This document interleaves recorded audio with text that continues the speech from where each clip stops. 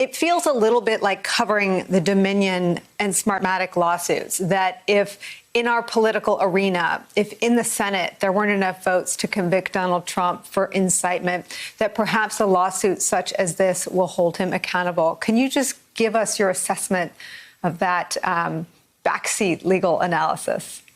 I think that's right, Nicole. I don't think this lawsuit is surprising in any way. I've been waiting for it. I mean, the fact is Donald Trump fomented violence. Even Liz Cheney said it. And Mitch McConnell, as you were just playing, literally invited this lawsuit on the floor of Congress. So it's hard to say, as the Trump defenders will, whoever is left defending him, that this is a political lawsuit, because major Republicans are saying there's gravity behind this lawsuit, that Donald Trump conspired and gave aid and comfort to what happened on January 6th, and that he perpetrated this big lie, and a big lie that has all sorts of corrosive effects on our democracy. We see it playing out in Georgia as kind of giving aid to this ridiculous voting law and the like. And so it's illegal what Trump did, and it's immoral. And at its best, the law captures those things. It captures vile acts of wrong. And just if I could read one excerpt from the lawsuit, this is what the complaint said today, quote, Officer Hemby was attacked relentlessly. He was bleeding from a cut located less than an inch from his eye. He had cuts and abrasions on his face and hands, and his body was pinned against a large metal door, fending off attacks. So when Donald Trump says that these folks were hugging and kissing the guards, my God. No, I want to read some more from it, because you're right. That is the news today, this new lawsuit. Luke, let me read to you what became, during impeachment, in both the House debate and in the Senate trial, central for the Republicans who voted with the Democrats, and that was Donald Trump's conduct while the insurrection was ongoing. So let me read this, also from the lawsuit. For several hours after the mob had stormed the Capitol, Trump had the continuing ability to issue statements through traditional and social media, but refused to communicate anything to his followers that might discourage their relentless assault and battery on James Blasingame and Sidney Hemby and their fellow officers at the Capitol.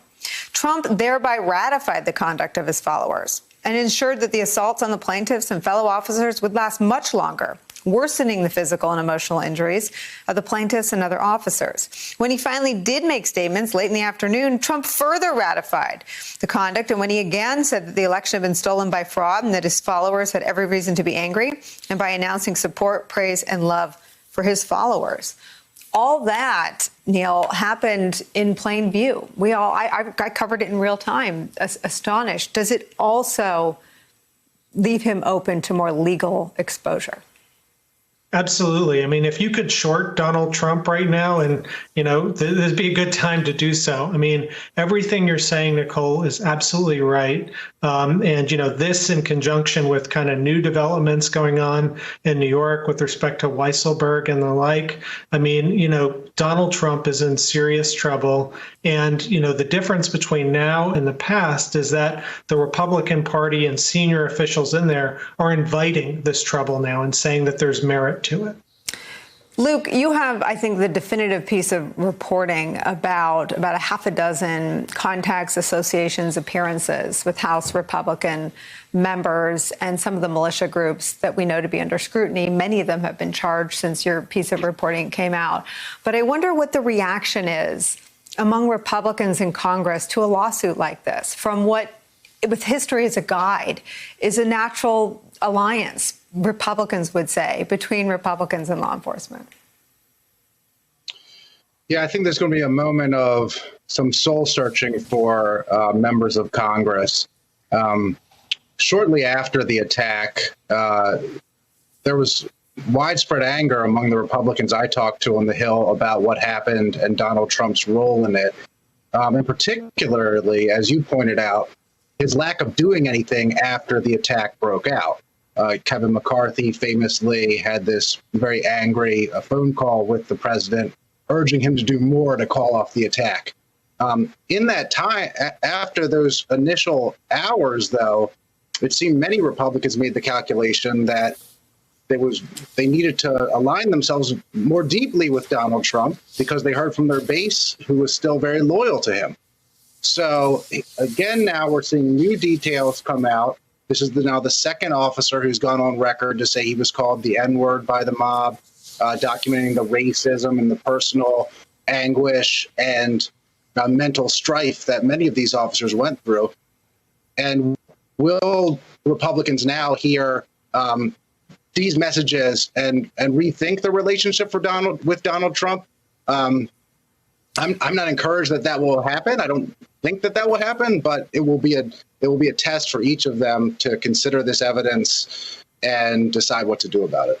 Elizabeth Newman, I'm going to apologize to you in advance for what may have to be an interruption to take an important speech from President Biden when it begins. But I'd like to get you on the record, one, on the lawsuit, and two, on what Luke's getting to. This investment, it would seem, on the part of Republicans to rewrite the truth, rewrite the history, which has been chronicled in the New York Times and by NBC News and many other news outlets as a horrific and violent attack on the Capitol and on the country by Trump supporters.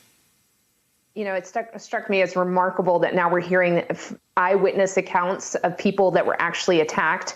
And while members of Congress were themselves part of those, that they were victims too, but not nearly the way that the 140 plus law enforcement officers were victimized. And to hear their firsthand accounts, it is impossible to keep trying to revise this history. And so Republicans have a problem on their hands. They keep trying to move on, and they have Trump out there trying to rewrite the story as if they were hugging and kissing with police officers, that you hear people say, oh, these were just political protesters. They crossed the line. They trespassed. They shouldn't have done that, but they were peaceful.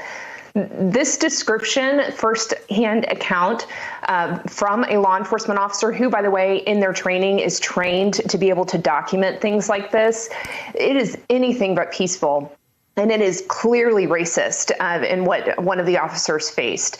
So I don't know how the Republican Party, given that this is just the first of what is expected to be many such lawsuits coming up, I think their strategy is wrong. You had that memo that came out today from Axios that says that they need to lean into Trump. I think that's a bad strategy for them, because this is not going away. The Republican Accountability Project is going to keep reminding voters, if their congressman supported the big lie and did not condemn the insurrection, we're going to remind their voters. So the strategy needs to be rejecting Trump, not cozying up to him.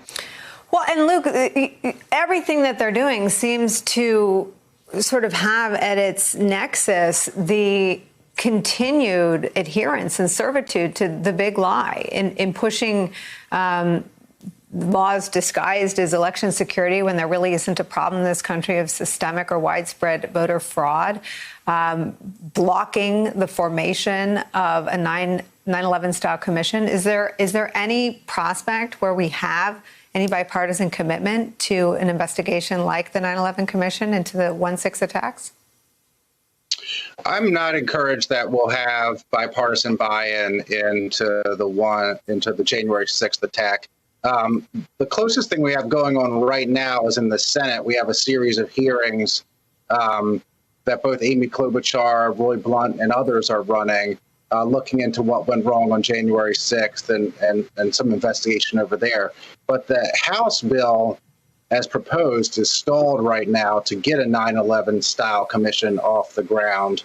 I do think, as you mentioned, this moment for Republicans in choosing which path to take is so different now in the Trump era. You know, it wasn't that long ago that, you know, Republicans were trying to be a bigger tent party and were trying to find a different path where they could invite in different groups to their tent. And now it seems completely, there's one strategy: bet on Trump, stick with Trump.